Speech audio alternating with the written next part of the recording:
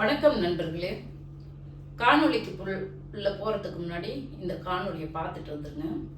இன்னைக்கு அஜித்குமார் அவர்கள் கேஸ் வரைக்கும் எல்லாத்துக்கும் நீதிமன்றம் தலையிட்டு உங்க கவர்மெண்ட்டை கேள்வி கேட்டுக்கிட்டு இருக்கு. எல்லாத்துக்கும் நீதிமன்றம் தலையிட்டு கேள்வி கேட்கணும்னா அப்புறம் நீங்க எதுக்குங்க சார்? உங்க ஆட்சி எதுக்குங்க சார்? நீங்க உட்கார்ந்து இருக்கிற அந்த சிஎம் பதவி எதுக்குங்க சார்? யார் கேட்டது பாத்தீங்களா? இன்றைய முதல்வர் ஜோசப் விஜய் அவர்கள் கேள்வி கேட்கிறாரு. இப்போ நாம எதை பத்தி பார்க்குறோம்னா, இப்படி கேள்வி கேட்டவர் ஆட்சியில இப்போ இந்த 2 மாத காலத்துல 60 நாட்கள்ல மட்டும் 9 லாக்அப் டெத் நடந்திருக்கு. 9 பேரை போலீஸ் காவல்துறையை அடிச்சு கொண்டு இருக்கிறாங்க. இப்போ இந்த நாகர்கோவில் சபரிவர்மன் 34 வயது ஆன ஒரு மாற்றுத்திறனாளி, அவருக்கு வலது கை கொஞ்சம் குறுகலாக இருக்கும், சரியா செயல்படாது. அவரை கூட்டிட்டு போயிட்டு அவர் ஒரு சின்ன பெட்டி கடை நடத்திட்டு இருக்கிறவர். அவர் மேல அவர் கஞ்சா வைத்திருந்ததாக கூறி அவர் போன வியாழக்கிழமை, அதாவது 9ஆம் தேதி காலையில அவர் பெட்டி கடையில போய் விசாரணை பண்ணியிருக்காரு. போலீஸ் எஸ்ஐ, அந்த தென் தாமரை குளம் பகுதியை சேர்ந்த எஸ்ஐ போய் விசாரணை பண்ணியிருக்காரு. அப்போ சபரிவர்மன் போய் அவங்க மனைவி கிட்ட சொல்லியிருக்காங்க, இந்த மாதிரி போலீஸ் என்கிட்ட 5 பேக்கெட் கோல்டு ஃபில்டர் சிகரெட் கேட்குறாங்க, 10,000 ரூபாய் லஞ்சம் கேட்குறாங்க, நான் கொடுக்க முடியாதுன்னு சொல்லிட்டேன் அப்படின்னு அவங்க மனைவி ஆனந்தவள்ளி கிட்ட இவர் சபரிவர்மன் சொல்லியிருக்காரு, பேசியிருக்காரு. என்னன்னு தெரியல, போலீஸோட நடவடிக்கையே தெரியல, எனக்கு கொஞ்சம் ஏதோ பதட்டமாக இருக்கு அப்படின்னு சொல்லியிருக்காங்க. அவங்க மனைவி ஆனந்தவள்ளி என்ன சொல்லியிருக்காங்கன்னா, நீங்கள் அப்படின்னா அண்ணாச்சிகிட்ட முதல்ல இதை சொல்லுங்க அப்படின்னு சொல்லியிருக்காங்க. அண்ணாச்சி யாருன்னு பார்த்தோம்னா முன்னாள் எம்எல்ஏ காந்தி அவர்கள். அவங்க தான் இவர் ஆல்ரெடி பாஜகவோட கிளை செயலாளராக, கிளைக்கழக நிர்வாகியாக இருந்திருக்காரு. அந்த முன்னாள் எம்எல்ஏ காந்தி கூட தான் இவர் இணைஞ்சு கட்சி பணிகளை செஞ்சிட்டு இருக்காரு. அதனால அண்ணாச்சி கிட்ட சொல்லுங்கன்னு அவங்க மனைவி ஆனந்தவள்ளி சொல்லியிருக்காங்க. வேண்டாம் வேண்டாம், அவ்வளோ தூரம் போக வேண்டாம், நாமளே பார்த்துக்கலாம், பிரச்சனை பெருசானா சொல்லிக்கலாம் அப்படின்னு சொல்லியிருக்காரு. காலையில விசாரணை பண்ணிட்டு போனீங்க. மீண்டும் மாலை அவர் சபரிவர்மனை போலீஸ் அரெஸ்ட் பண்ணி கூட்டிட்டு போயிட்டாங்க. அப்போ போயிட்டு ஸ்டேஷன்ல போய் அந்த ஆனந்தவள்ளி போய் பார்த்துருக்காங்க. இவங்க பார்க்கும்போது அவங்க வெள்ளிக்கிழமை போய் பார்த்துருக்காங்க. சாயந்தரம் கூட்டிகிட்டு போனவங்க ஸ்டேஷன்லேயே வச்சுக்கிட்டாங்க. வெள்ளிக்கிழமை போய் பார்த்துருக்காங்க. அதை காட்டுறேன் பாருங்க. அவர் காலை நீட்டி போட்டுக்கிட்டு தலையை குனிஞ்சிக்கிட்டு ரொம்ப ஒரு மாதிரி மனம் உடைந்த நிலையில இருந்திருக்காரு.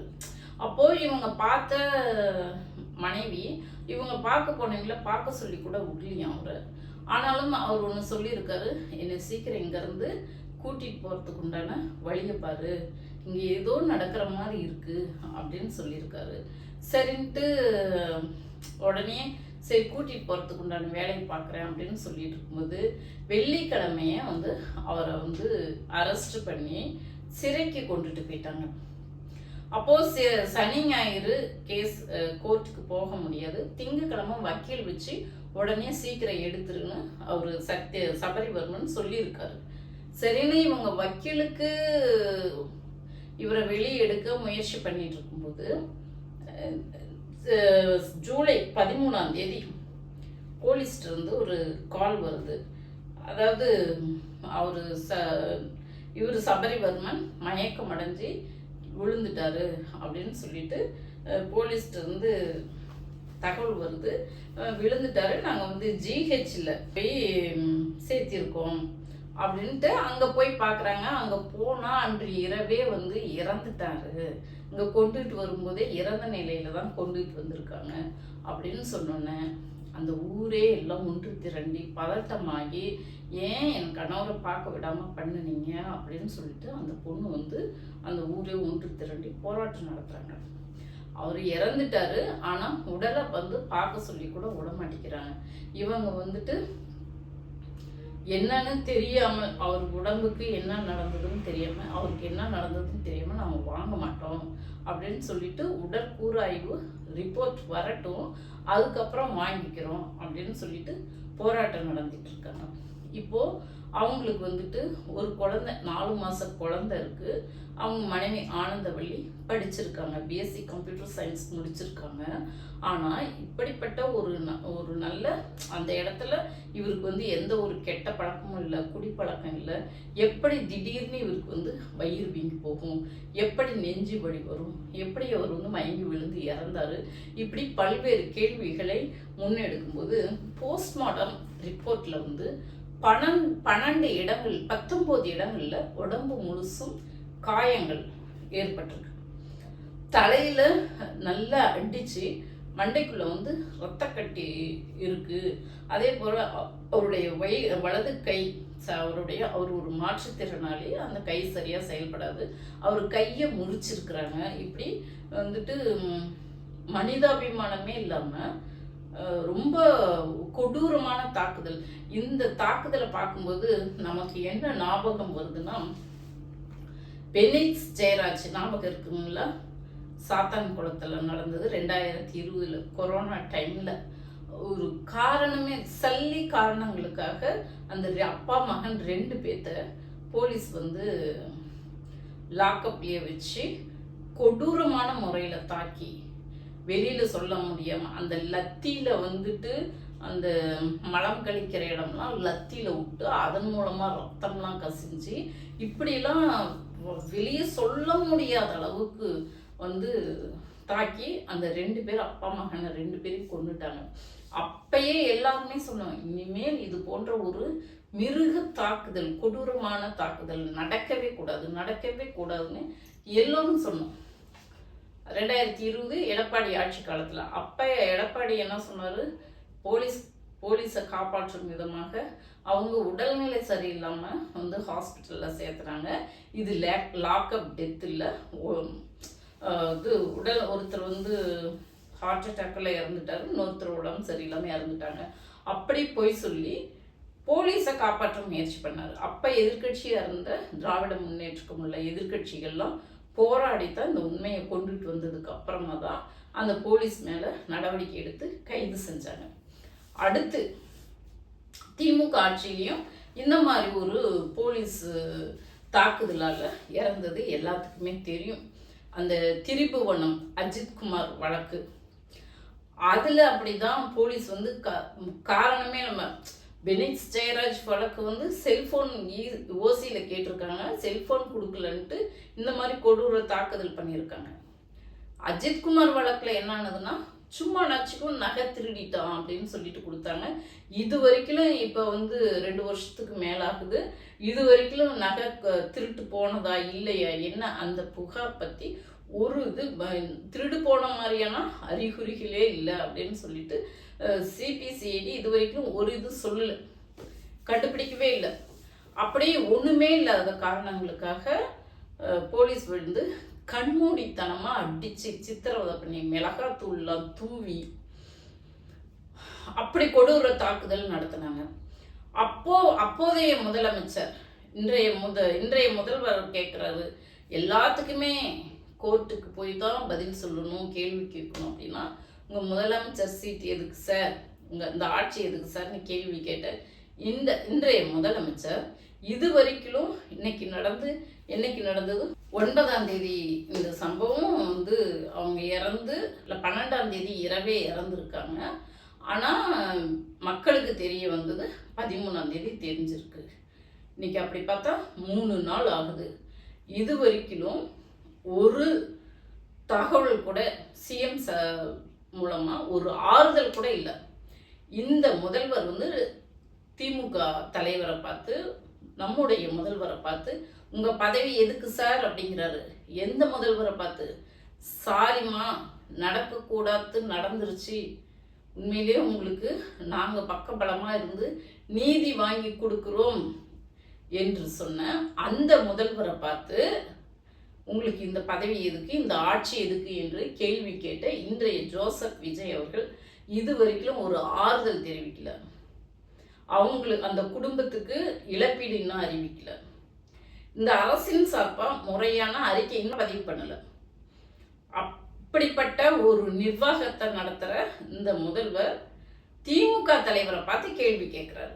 சரி, அடுத்தது அந்த அஜித்குமார் வழக்குல அப்பயே உடனே சம்பந்தப்பட்ட அந்த போலீஸ்காரங்களை எல்லாத்தையும் கைது பண்ணி குற்றப்பத்திரிகை தாக்கல் செய்து சிறையில் தள்ளியாச்சு.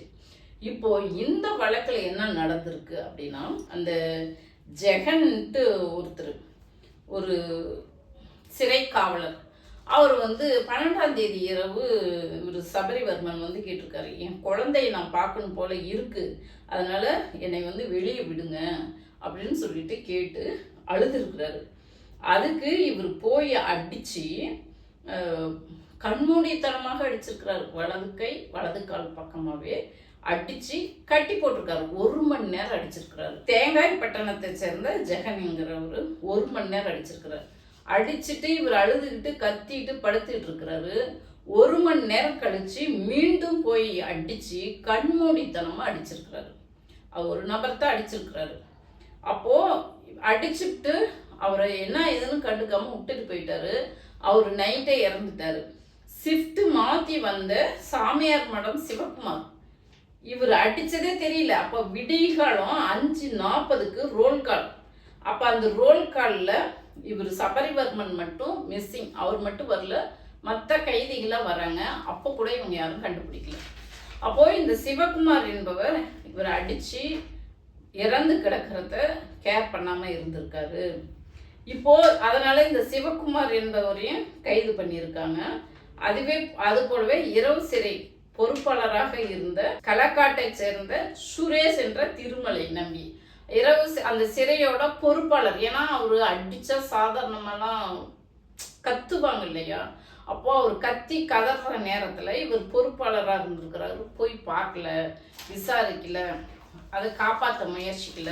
உயர் அதிகாரிகளுக்கு சொன்னாரா இல்லையா தெரியல. அவர் மேல 3 பேத்தையும் கைது செஞ்சு, சுரேஷ் என்ற திருமலை நம்பி 3 பேத்தையும் கைது செஞ்சிருக்காங்க. இப்போ கைது நடவடிக்கை தான் எடுக்கப்பட்டதே ஒழிய இன்னும் ஒரு எஃப்ஐஆர் கூட பதிவு பண்ணல. இப்போ ஆதாரங்களை திரட்ட எத்தனை நாள் ஆகும்? அதிகாரத்தை கையில் வச்சுட்டு இருக்கிறவங்க எஃப்ஐஆர் ஃபைல் பண்ணி அவங்க மேலே உடனடியாக நடவடிக்கை எடுக்கணும் இல்லையா? அதே போல் இன்னும் அரசு தரப்புல சிஎம் ஒரு வார்த்தை கூட பேசல, இன்னும் ஒரு ஆறுதல் சொல்லலை. அவங்களுக்கு உரிய அந்த இழப்பீடு இன்னும் அறிவிக்கல. எதுவுமே ஒரு ஆட்சி நடக்கிற மாதிரியே தெரியல. ஆனால் நம்ம திமுக ஆட்சி நடக்கும்போது அஜித்குமார் கொலை வழக்குலையும் சரி, அப்போது பிஜேபி உள்ளிட்ட அதிமுக, டிவிக்கு அனைத்து கட்சிகளும் போராட்டம் பண்ணாங்க. பெரிய இஷ்யூ ஆக்குனாங்க. ஏதோ எந்த ஆட்சியிலையும் நடக்காத மாதிரி, இது திமுக ஆட்சியில் மட்டும்தான் நடக்கிற மாதிரி பெரிய இஷ்யூ பண்ணாங்க. பெரிய அளவு சட்ட ஒழுங்கு கெட்டு போச்சு அப்படின்ட்டு மக்கள் மத்தியில் கெட்ட பேர் உண்டு பண்ணாங்க. ஆனால் இப்போ ஒரு நடிகர் ஆட்சி செய்வதெல்லாம் அந்த நடிகர் அந்த கவர்ச்சி மோகத்தில் இருக்கிறதுனால ஒரு ஊடகங்கள் கூட இதை குறித்து ஒரு டிபேட் கூட நடத்தலை. இன்னைக்கு தான் சன் டிவியில் நடத்தினாங்க. ஒரு டிபேட் கூட நடத்தலை. எந்த பத்திரிகைகளையும் பெருசாக இது குறித்து செய்தி வரல. எந்த எதிர்கட்சியும் கண்டிக்கல. கண்டிச்சு இன்னும் போராட்டம் இருக்குல்ல. யாரும் போய் ஆறுதல் சொல்லி, இப்போ அஜித்குமார் மரணத்துக்கு எல்லா கட்சியும் போனாங்க. பிஜேபி போனாங்க, டிவிக்கு போராட்டம் இருந்தது. எல்லா கட்சிகளும், சீமான் கட்சி, நாம் தமிழர் கட்சி, எல்லா கட்சியும் போய் பார்த்துட்டு அவங்களுக்கு ஆறுதல் சொல்லிட்டு அவங்களுக்கு பணம் கொடுத்தாங்க. திமுக சார்பாகவும் திமுக தலைவர் ஃபோன்லேயே சாரிமான்னு சொன்னார், பொறுப்பேற்றுக்கிட்டாரு, இனிமே நடக்காமல் பார்த்துக்குறோம், தப்பு நடந்துருச்சு, மன்னிச்சிக்கிங்கன்னு சொன்னார். இது வரைக்கும் மன்னிச்சிக்கிங்கன்னு சொன்ன முதல்வர் யாராவது ஒருத்தரை காட்டுங்க, சாரின்னு சொன்ன முதல்வரை. ஆனால் எங்கள் முதல்வர், எங்கள் தலைவர் பெருந்தன்மையா, அவர் மனிதநேயம் உள்ள தலைவர். அதனால் எங்கே எது நடந்தாலும் உடனுக்குடனே போய் பார்த்தாரு. அது மட்டும் இல்லை, அவங்களுக்கு நிதி 1 கோடி என்னமோ கொடுத்தாங்க. நிதி கொடுத்துட்டு அரசு வேலை கொடுத்தாங்க. உடனுக்குடனே எல்லாத்தையும் கைது பண்ணாங்க. எதிர்கட்சியெலாம் சிபிசிஐடி கிட்ட ஒப்படைக்கணும்னு சொல்கிறதுக்கு முன்னாடியே திமுக தலைவர் எங்கள் முதல்வர் ஒப்படைச்சிட்டாரு, சிபிசிஐடி கிட்ட ஒப்படைச்சிட்டாரு. இப்படி சட்டத்தின்படி ஆட்சி நடக்குதுன்னா இப்படித்தான் செய்யணும். இப்போ இருக்கிற அரசாங்கம் மாதிரி கண்டுக்காமல் இருக்கக்கூடாது. ரெண்டாவது இவர் ஒரு பிஜேபி நிர்வாகி. பிஜேபி நிர்வாகியாக இருந்தும் அந்த பிஜேபி கட்சியை சார்ந்தவர்களே இது வரைக்கும் இன்னும் வாய் திறக்காமல் இருக்காங்க. ஏன் திறக்காமல் இருக்காங்க? இன்னைக்கு எங்களுடைய இளம் தலைவர் அக்கா கனிமொழி அவர்கள் அவங்க போய் பார்த்துட்டு அவங்களுக்கு ஆறுதல் சொல்லிட்டு உரிய நீதி பெற்றுக் கொடுக்குறோம்னு ஆறுதல் சொல்லிட்டு வந்திருக்காங்க. அந்த காணொலியும் காட்டுறேன் பாருங்க. லாக்அப் டெத் என்பது எந்த ஆட்சினாலும் நடக்கும். அண்ணல் அம்பேத்கரே ஆட்சி நடந்தாலும் லாக்அப் டெத் என்பது நடக்கும். இதை தவிர்க்க முடியாதுன்னா போலீஸ்காரங்களுடைய மனநிலம் மிருகத்தனமாயிடுறாங்க, மனிதநேயமற்றவர்களாக இருக்கிறாங்க என்பதை தான் இது குறிக்குது. ஜோசப் விஜய் முதல்வர் அவர் சொன்ன மாதிரி இந்த முதல்வர் சீட் எதுக்கு சார், இந்த ஆட்சி எதுக்கு சார் அப்படிலாம் கேள்வி கேட்க மாட்டோம். ஏன்னா எந்த ஆட்சியாக இருந்தாலும் நடக்கும் அப்படிங்கிறது எங்களுக்கு தெரியும். நம்மளையும் மீறி போலீஸுங்க அங்கே நம்மளைனாக்க அரச முதல்வரை மீறி அமைச்சர்களை மீறி அவங்க இஷ்டத்துக்கு அவங்க ஒரு முடிவெடுத்து செயல்பட்டுறாங்க. இப்போ இந்த சபரிவர்மன் விஷயத்தில் கூட ஒன்றுமே இல்லை, 10,000 ரூபாய் லஞ்சம் கேட்டாங்க கொடுக்கலன்றதுக்காக போலீஸ்காரங்க எதுக்காக இந்த மாதிரி சிறையிலேயே வச்சு அடித்து கொன்னாங்க அப்படிங்கிறது தான் கேள்வி. உரிய விசாரணை பண்ணி அந்த போலீஸ்காரங்க மீது சட்டப்படி நடவடிக்கை எடுத்து அவங்களுக்கு உரிய தண்டனை பெற்றுக் கொடுக்கணும்னு இந்த நேரத்தில் கேட்டுக்கிறேன். சிஎம் முதல்வர் அவர்கள் பேச சொன்னால் அவர் போய் மேடை எங்கேயாவது ஒரு மேடை போட்டு டேஷ் போட்டு தான் பேசுவார் ஒழிய இது போன்ற மக்கள் பாதிக்கப்படுற விஷயத்துக்கு பதில் சொல்லுங்க பேசுங்க அப்படின்னா பேச சொன்னால் மேடை போட்டு அந்த மாதிரி பேசுவார். இவரை பேச சொல்கிறதுக்கே கஷ்டமாக இருக்குது. ஏன்னா அப்படி பேசுகிறாரே அப்படின்ட்டு. இருந்தாலும் வேற வழி இல்லை.